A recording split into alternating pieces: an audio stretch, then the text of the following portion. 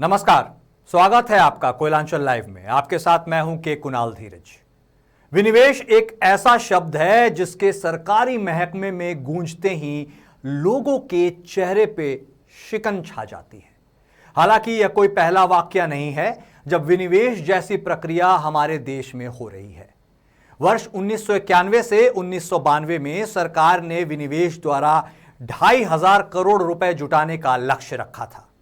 सरकार उस लक्ष्य से 3040 करोड़ रुपए अधिक जुटा पाने में सफल रही। वर्ष 2013-14 में लक्ष्य तो लगभग 56,000 करोड़ के विनिवेश का था, पर उपलब्धि ठीक इससे उलट हुई, लगभग 26,000 करोड़ की। कहीं ना कहीं विनिवेश हमारे अर्थव्यवस्था का हिस्सा रह चुका है। अब आप सोच रहे होंगे कि हम विनिवेश की बात आखिर क्यों कर रहे हैं। ताजा घटनाक्रम कोल इंडिया में 25% विनिवेश की घोषणा को लेकर है, जिसके फलस्वरूप तमाम यूनियन और संगठन जो मजदूरों के इर्द गिर्द घूमते हैं उनमें तो गजब की फुर्ती आ गई है, जो प्रायः आमतौर पर सोए हुए नजर आते हैं। अब आप यह समझने की कोशिश करिए कि आखिर 25% विनिवेश का क्या मतलब हो सकता है, खासकर कोल इंडिया के संदर्भ में। लेकिन उसके पहले हम आपको थोड़ा पीछे लेकर चलते हैं। 70 के शुरुआती दशक में जब इंदिरा गांधी ने निजी संस्थाओं के राष्ट्रीयकरण की घोषणा की थी या उस ओर कदम बढ़ाया था, जिसका एम यही था कि जो मजदूरों का शोषण होता रहा है शायद उस पर लगाम लगेगी। और अब 50 साल के बाद हम वापस 70 के उस दशक के पहले की ओर कूच कर रहे हैं, जब कई चीजें शायद निजी हुआ करती थी। अब हम लगता है उसी ओर बढ़ रहे हैं। तो क्या यह अपने आप में एक अनूठी बात नहीं है जिससे हम सब वाकिफ हैं कि इतिहास अपने आप को दोहराता है।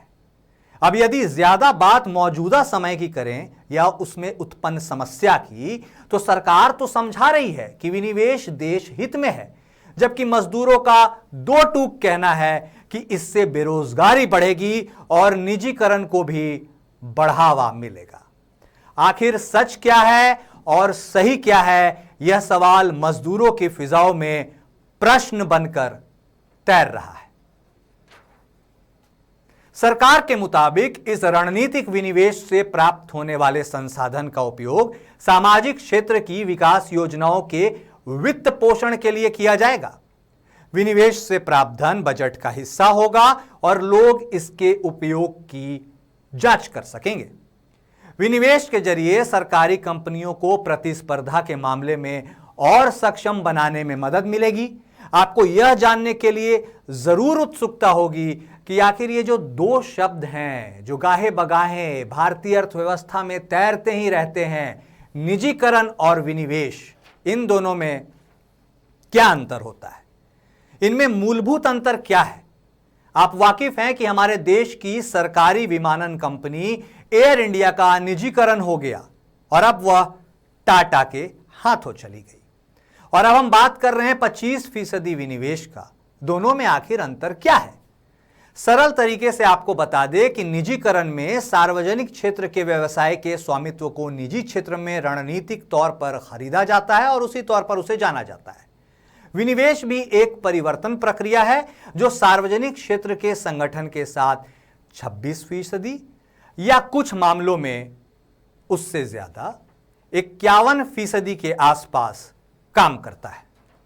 और अब हम बात कर रहे हैं 25% विनिवेश का। आखिर इन दोनों में अंतर होता क्या है? सरल तरीके से आपको बता दें कि निजीकरण में सार्वजनिक क्षेत्र के व्यवसाय के स्वामित्व को निजी क्षेत्र में रणनीतिक तौर पर खरीदा जाता है और इसी के रूप में जाना जाता है। विनिवेश भी एक परिवर्तन प्रक्रिया है जो सार्वजनिक क्षेत्र के संगठन के साथ 26% या कुछ मामलों में 51% शेयर अधिकार यानी मतदान शक्ति को बनाए रखता है। और विनिवेश का इतिहास तो हमारे देश में बहुत पुराना है, उसको भी टटोलेंगे, लेकिन एक छोटे से ब्रेक के बाद। अब राष्ट्रीय तेवर के साथ आपका अपना कोयलांचल लाइव, छुपी खबर तेज नजर, बिहार झारखंड का सबसे अलग डिजिटल इंफोटेनमेंट चैनल। अब पोर्टल के साथ साथ यूट्यूब, फेसबुक, ट्विटर, इंस्टाग्राम के साथ टीवी पर भी उपलब्ध। देखिए, सुनिए, पढ़िए, जानिए और जुड़िए हमारे साथ। संपर्क करें हमारे व्हाट्सएप नंबर पर 9431510114 या फिर फोन नंबर 032635533916। कोलकाता का मशहूर कुसुम रोल अब आपके शहर धनबाद में भी। खाइए रोल, मिटाइए भूख और पाइए सुख। पता बैंक मोड़, सेंटर पॉइंट SBI के पास, धनबाद। Phone number 8210482712। और आप सभी का ब्रेक के बाद एक बार फिर से स्वागत है। 1991 में अटल बिहारी वाजपेयी सरकार में बनाए गए विनिवेश मंत्रालय ने वाजपेयी के नेतृत्व में भारत एल्यूमिनियम कंपनी यानी Balco, Hindustan zinc, Indian petrochemicals corporation limited और विदेश संचार निगम लिमिटेड जैसी सरकारी कंपनियों को बेचा था।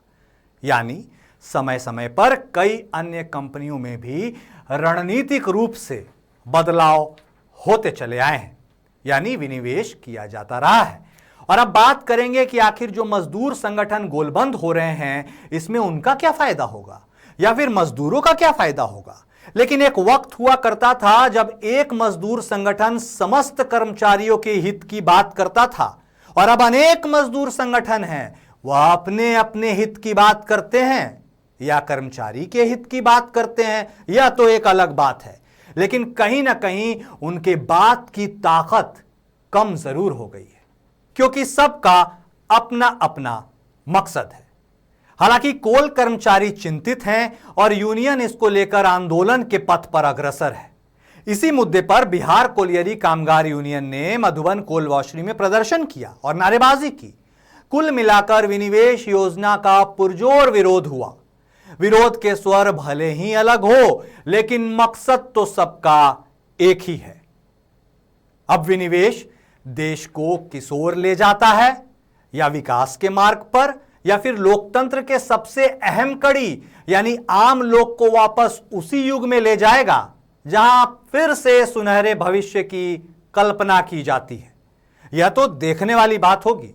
हम तो देश के नागरिक होने के नाते हमारे देश की ताकत की ही कल्पना करेंगे और उसके साथ ही देश के लोगों के सर्वांगीण विकास की चर्चा भी लगातार करते रहेंगे।